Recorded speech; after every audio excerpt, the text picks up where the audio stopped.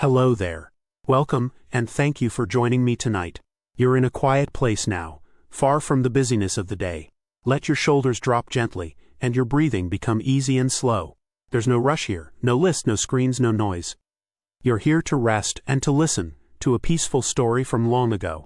Tonight we'll drift together through the soft sands and warm breezes of a forgotten world. The world of the Minoans, a gentle and elegant civilization that once flourished on the island of Crete over 3,500 years ago. You may hear the faint echo of waves against the shore, the distant chirping of cicadas in the olive groves, and the rustling of linen robes as people pass quietly through sunlit courtyards. So close your eyes if you'd like, and let the story begin. Imagine, if you will, a calm sun-drenched sea, a gentle blue that stretches as far as you can dream. Floating in this sea, like a leaf on still water, is the island of Crete. The air is warm, not heavy, with the soft scent of crushed herbs, thyme, sage, and marjoram, carried on a slow Mediterranean breeze. A goat bell tinkles in the distance. Bees hum sleepily near almond blossoms. There are no cities yet in sight, only the island itself, rising slowly from the sea like something sacred. Here, long ago, around 2000 BCE, a quiet and refined culture began to blossom. One not ruled by war or conquest but by art, ritual, trade, and nature. This is the world of the Minoans. We don't know what they called themselves. The name Minoan was given much later by historians, inspired by the myth of King Minos, the legendary ruler of Crete. But whatever they called their own people, the Minoans lived in harmony with their island, with one another, and with the soft rhythms of the earth and sea. Let's walk gently into their world, not a fortress, not a castle, but something softer. The heart of Minoan life was the palace, though not a palace in the way we often imagine, with cold stone walls and banners of conquest. The palaces of Crete, like the one at Knossos, the most famous, were sprawling, open, and light-filled, built with layered levels, flowing corridors, open courtyards, and colorful frescoes. The walls were not for battle, but for beauty. As we approach Knossos, the largest of these centers, the first thing we notice is the color. Reds, ochres, sea blues, gently faded now but still alive. The columns taper downward, unlike the Greek ones that came after. Their wood is burnished and soft. The staircases wind like ivy. We enter a sunlit courtyard where dancers once twirled, and people gathered not to fight but to celebrate. Above us, birds flutter near the overhangs. Below us, in cool storage rooms, amphorae of olive oil and honey rest quietly in shadow. The palace is alive with motion, not loud or chaotic but steady, like a breath. Women in flounced skirts carry woven baskets. Priests in white robes tend to quiet shrines. Children chase butterflies near painted pillars. It is not just a palace. It is a heartbeat. It is breath. What did the Minoans do all day? They rose early, with the sun climbing above the soft Cretan hills. Their homes were built from stone plastered smooth, with small windows to let in light and breeze. They cooked with clay pots, flavored food with garlic, saffron, and cumin. They washed with olive oil soaps, combed their hair with carved ivory picks, and often adorned themselves with jewelry made of shells, bronze, and faience. Their days moved gently, as the sun did. Men worked in the fields or at sea. Women may have led rituals, made pottery, wove intricate cloth, or helped manage stores in the palace. Children played with painted toys or helped gather herbs. There was no wall around Knossos, no thick defenses, which tells us something important, that the Minoans felt safe, or at least safer than many peoples of the Bronze Age. Perhaps this sense of peace helped their culture bloom so beautifully. The Minoans loved art. Their frescoes, still visible today, tell us what mattered most to them. You'll see no great battles painted here, no kings on thrones, no parades of prisoners. Instead, you see dolphins leaping over sea foam. You see bulls graceful and sacred, not hunted but danced with. You see dancers in motion with slender waists and arms raised high. You see nature blooming, moving, and alive. In one room at Knossos, there is an entire wall painted with dolphins swimming above a doorway. The sea brought indoors. Calm, beautiful, free. Imagine falling asleep in a room painted with dolphins. Imagine drifting into dreams on waves of color and song. The Minoans honored the world with rituals, not grand temples but natural spaces. Caves, hilltops, quiet chambers within the palace. They worshipped a goddess or goddesses, whose symbols were often doves, serpents, lilies, and double axes. Theirs was not a religion of thunder, but of earth. In the candlelit stillness of a small shrine room, a priestess might light a bowl of fragrant oil, then kneel in silence before a small figurine. No sermons. No fire from the sky. Just breath, gesture, offering. In the hills, offerings of olive branches were left in sacred caves. In the palace, rituals may have been part of everyday life, a way to show respect to the mystery of existence. They seemed to believe that beauty itself was sacred, that to decorate, to sing, to offer was enough. And here, dear listener, we'll rest for now. We've only just begun our gentle walk through the world of the Minoans. In the next part, we'll wander through their music, explore their seafaring ways, and discover the gentle fade of their golden age. But tonight, we let the story settle. Let the waves lap softly. Let the scent of herbs linger in the air. Let the quiet rhythm of ancient footsteps guide you into sleep. You're safe here. You're warm here. And all is calm. Good night. And may your dreams drift gently through the halls of Gnosis. Welcome back. The candle is still glowing, and the sea is still soft beneath the stars. Tonight, we return gently to the shores of ancient Crete, to the world of the Minoans, where no clocks tick loudly and nothing must be hurried. In the last part, we wandered the halls of Gnosis. We felt the pulse of a palace that breathes, saw dolphins dancing on painted walls, and heard the whisper of ancient ritual. Now, let us follow the wind, down a narrow path of white stone toward the harbor. Let us walk with soft footsteps, into the sound of gulls and the rhythmic hush of waves.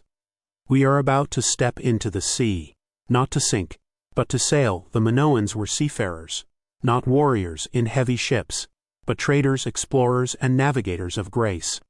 Their ships were long and narrow, carved from cypress and olive wood, and decorated with painted eyes on their prows, to help them see their way across the ocean. They sailed not just to move goods, but to connect, to share, to meet others across the water in peace. From Crete they sailed to Cyprus, Egypt, Anatolia, the Levant, bringing with them not just goods but ideas. They carried pottery, beautifully painted.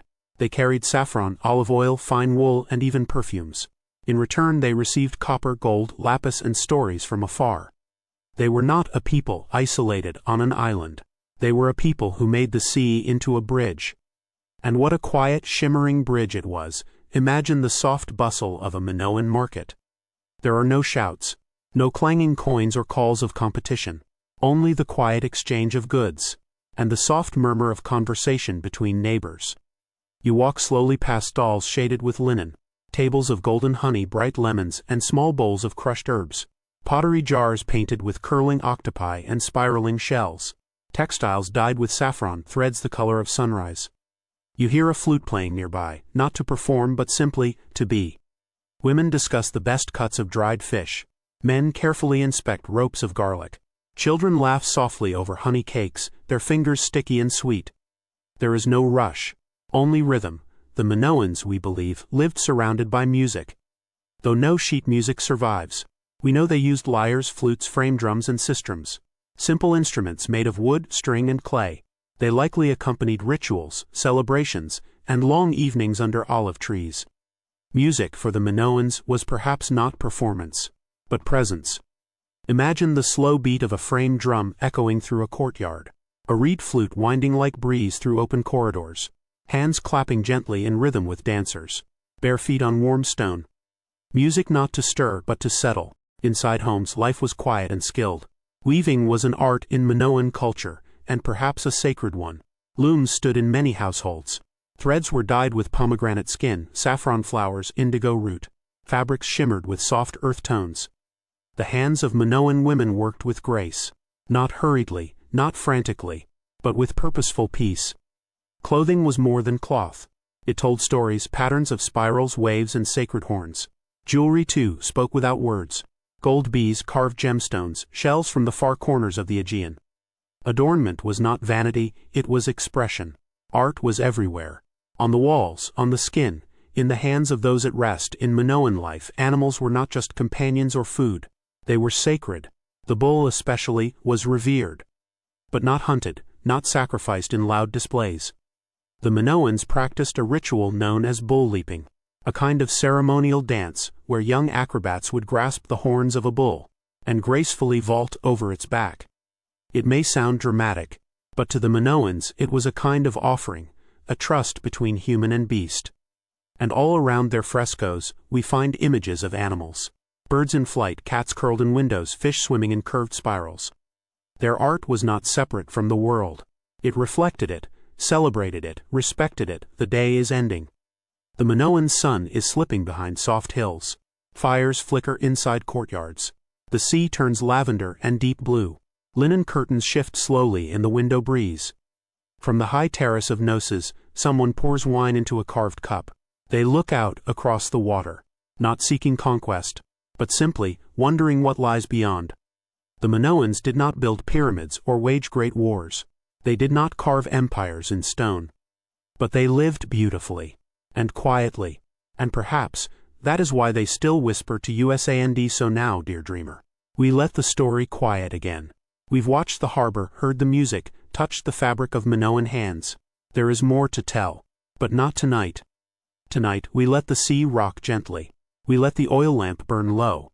We let the voices of the past fade into peaceful night air. You're still here, safe and soft in your bed. Let your breath rise and fall like the tide, and drift deeper into sleep. Good night. And may you dream of seashells, sunlit courtyards, and ships with eyes that see the dawn. Candle, welcome back. You're lying comfortably now, perhaps beneath a cozy blanket, or beside a window that lets in the quiet hum of the night. Tonight, we return to the Minoans, not to their markets or palaces, but to the hills, the stones, the sacred places carved by wind and time. Because for the Minoans, the divine was not locked in walls or golden thrones. The divine lived in the earth, in the mountains, and deep within the slow silence of caves.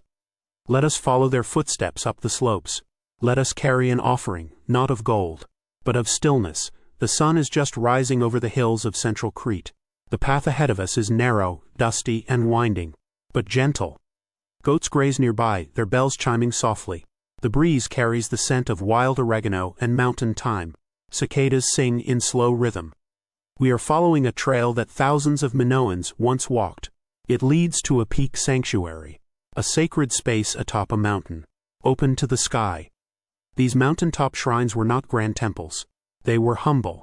A stone enclosure, a few low benches, small figurines, offerings of pottery, wheat, feathers, and olive branches.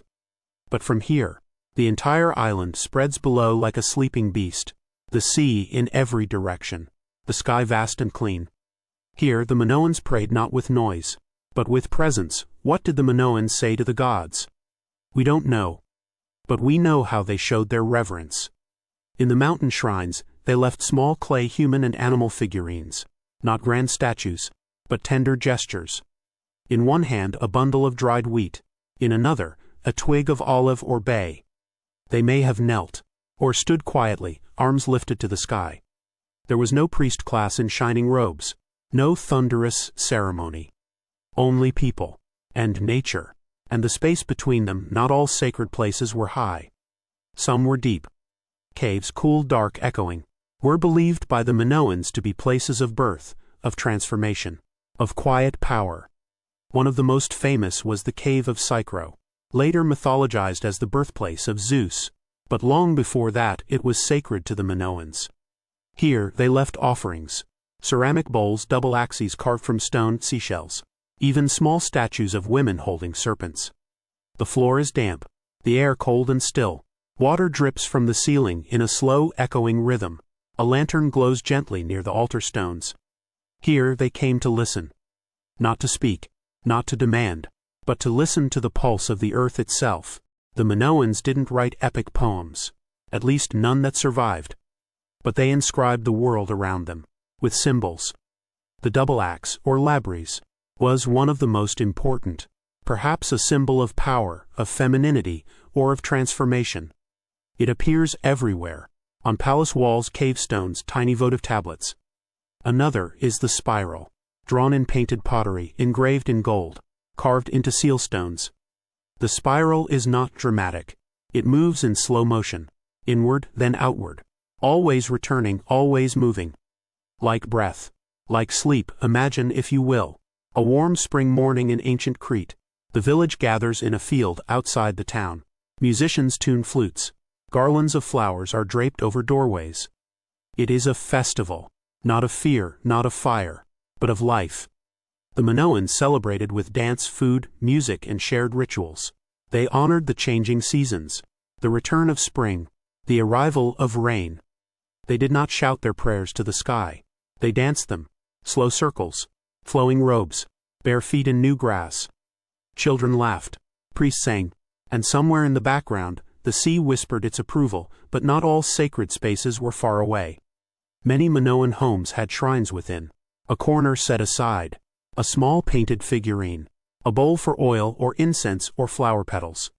Even the palace of Gnosis had sacred spaces woven into its very walls, not separate but integrated, as though the divine lived not just above or below, but within. The Minoans didn't separate their world from the sacred. They lived inside it, and so another day in Minoan Crete draws to a close. We've walked the winding mountain paths. We've stepped into dark caves glowing with soft fire. We've seen how they prayed, not with thunder but with care. The stars return above the hills. The night wind sighs across the valleys. Torches flicker quietly in shrine corners. Let this stillness stay with you. Let the breath of ancient mountain air settle over your dreams. You are safe now. You are wrapped in olive-scented air, guarded by spirals and stone. Sleep now, sleep deeply, and let the Minoan night carry you into silence. Welcome back, dear listener. You are still within the dream of Crete. The sea still murmurs, the air is still warm with thyme and olive smoke. And tonight, as you rest, we walk slowly into the colors, the brushes, the soft hands that shape the Minoan world. We are going to meet the ones who built, the ones who painted, the ones who carved beauty into stone, not for power, but for peace. Let the breath slow again, let the shoulders fall. And let's begin, in the cool chambers of Minoan palaces. The walls were not bare, they were alive. Painted with frescoes, scenes of nature, dance, animals, and people. The Minoans mastered the art of true fresco, applying pigment to wet plaster so that color became part of the wall itself, not painted on but merged, bonded, permanent. They painted without fear. Lines flowed freely. Figures moved in dance. There was no obsession with symmetry or harsh realism. Instead, they captured life in motion, with curves, spirals, and elegance. And unlike many ancient cultures, the Minoans painted women prominently and often, not as background figures but as leaders, dancers, and priestesses. In every swirl of blue, every golden curl, there is a softness and a strength. The frescoes did not demand attention. They invited it. Now, step with me into the bones of a Minoan building. You'll notice it right away. It doesn't feel like a fortress. It feels like air. Walls of clay and stone, yes, but filled with windows and balconies. Timber used not just for support, but for flexibility, to bend gently with the earth's movements. You might think of this as early earthquake engineering, but really, it's also a kind of empathy, with the land beneath their feet. The architecture of the Minoans was not designed to impress, but to belong. Roofs were flat, sometimes used as gardens or open sleeping spaces. Rooms were built around light wells, open shafts that let in sunshine and breeze. There was running water, clever drainage, even bathing areas with curved, graceful basins. These homes and palaces weren't just shelters. They were living things. They breathed with the day. They whispered with the wind. Let's pause for a moment. Not to admire the result, but to sit with the hands that made these places. The Minoan artisan worked not with machines, but with rhythm. A potter's wheel spinning slowly, the clay rising under steady fingers. A chisel tapping gently at stone. A brush dragging mineral color across plaster.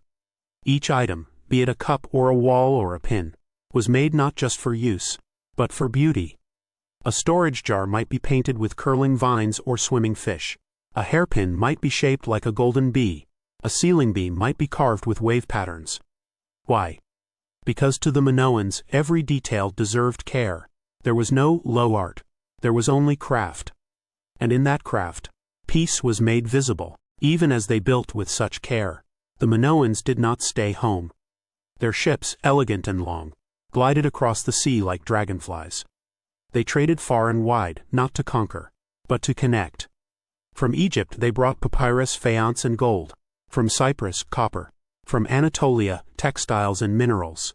To these places they brought olive oil, wine, saffron, pottery, and joy. Their influence spread through the Aegean, Even the Mycenaeans, the rising mainland Greeks, borrowed heavily from Minoan ways, their script, their art, their architecture. But the Minoans never seemed to force their culture on others. They offered it, quietly, generously, like a story shared at twilight. And now we come to the part in every ancient story where things begin to change. But do not worry. This is not a fall with fire and ruin. This is a fade, a gentle misting away. Around 1450 BCE, the palaces of Crete suffered damage, perhaps from an earthquake, perhaps from a volcanic eruption far away on the island of Thera, or perhaps gently over time from shifting powers across the sea. We may never know for certain, but what we do know is that the Minoan culture, once vibrant and open, began to dissolve into other hands. The Mycenaeans took over the palaces. The language changed. The frescoes became fewer. The spiral began to unwind. Not with a scream, not with flame, but with stillness. Even though the Minoans faded, they left behind something that never disappeared. The rhythm of their craft, the elegance of their architecture, the balance of their lives. Their frescoes still breathe. Their pottery still sings. Their symbols, the spiral, the double axe, the leaping dolphin, still appear. Even now, in modern Crete, you can walk among their stones, hear the sea they heard, and feel, if you are very quiet, the presence of a world that chose peace over power. And in that, they endure. And now, our walk has slowed. We've seen the halls, the harbors, the hills. We've walked through their art, and through their silence. Let all of that settle now, like dust in a beam of evening sun. Let your breath grow deep. Let your thoughts float like curled fish painted on clay. You are safe here, and the Minoans are not gone. They're part of the dream. Good night, dear listener, and may the beauty of long quiet hands cradle you into sleep. You've wandered far, dear listener, and now you're returning to the place where evening gathers, like a shawl around your shoulders. Let's step back softly into Minoan Crete. Not the palace halls this time, not the grand frescoed walls, but a quiet village at dusk. No more learning, no more walking, just gentle presence. We're simply going to sit and watch, as the sun slips down behind the olive-covered hills, and the final threads of Minoan daily life settle into shadow. Your breath can drift now, as slow as the sea at low tide. Let's go, one last time. The village of this evening is tucked along a gentle slope. Stone homes low and warm with flat roofs and soft wooden doors. Walls are whitewashed and softened by time. Bougainvillea spills over clay pots. Sheep bells clink faintly in the distance. You see a woman sweeping her courtyard with quiet rhythm. Her child plays with pebbles, tracing spirals in the dust. A man kneels by an oven, checking on a round flatbread, as the last golden light fades across his shoulders. No one is in a hurry. There is no urgency. Even the dogs are calm, lying in soft folds of shade, their ears flicking at the occasional fly. A neighbor passes by with a small basket, perhaps figs or fresh herbs. She greets the others with a slow, knowing nod. The day is winding down, but no one feels the need to rush it away. A short time later, you see the fire bowls lit. Each home has one or two low clay dishes filled with charcoal, slowly glowing in the evening breeze. Cooking smells drift lightly on the air. Herbs, lentils, wild greens sautéed in olive oil. Meals here are not elaborate, but they are full of care. You see a family sit cross-legged on a reed mat, passing bowls of barley, soft cheese, olives, and honeyed figs. A small jug of wine is poured with slow hands. There is no feast, but there is abundance. Conversation is hushed. Laughter is gentle. And when someone tells a story, others listen, with quiet eyes reflecting the firelight. The warmth of food, the ease of company, the rhythm of life uninterrupted. Now the sun is gone. The sky turns lavender, then navy, and finally velvet black, punctuated with gentle stars. Some children curl up early on the rooftop, on folded blankets or sheepskins. Others remain by the fire, wide-eyed, as an elder begins a tale. His voice is steady and low. He tells of dolphins that speak in dreams, and bees that guard golden caves. He remembers a time when the goddess walked among them in human shape, and taught the people how to find fresh springs, just by watching how dragonflies flew. The stories are not told for truth. They are told for belonging. And in this telling, The ancient becomes eternal. Now it's truly night. All of Crete begins to exhale. You can hear the distant sea, not crashing, but whispering to the sand. Crickets sing soft lullabies from the fields. A pottery jar creaks faintly as it cools. A wooden wind chime clinks gently from a beam. Even the goats have settled into sleep, their bells silent, their breaths slow. The wind, once warm, now carries the cool hush of the mountains. And in the deep quiet, you can almost hear the island itself sleeping. As you lie there, dear dreamer, as you rest beneath this ancient sky, a final thought comes to you.